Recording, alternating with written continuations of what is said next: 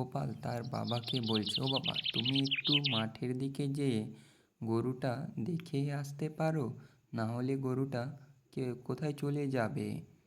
গোপালের বাবা বলছে, হ্যাঁ বাবা, ঠিকই তুমি বলেছ, না হোক আমি একটু যেয়ে দেখেই আসি। একটুখানি হালকা করে হাঁটতে লাগলো গোপালের বাবা।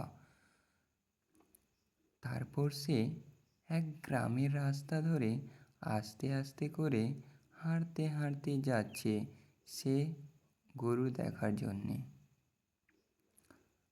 তারপরে রামুর কাকুর দোকান দিয়ে সে হালকা ধিমি করে হাঁটে যাচ্ছে। তারপরে ও অনেক দূরে চলে এসেছে, পিছনে গ্রাম ছেড়ে আর যাওয়ার ইচ্ছা করে না মাঠের দিকে। তাই তো গরু রেখে এসেছি, যেতেই হবে। রামুর কাকু অনেক দিন পরে মাঠের দিক দিয়ে আসতেছে। সে আসার পরে ভাবতেছে, এই গরুটা কার? বেশ, কিন্তু মনে পড়ে অনেক দিন পরে এই গরুটা না দেখেছি। রামুর বাবা হালকা ধিমে করে হাঁটতেছে। হাঁটার পরে একটুখানি এগিয়ে দাঁড়ালো।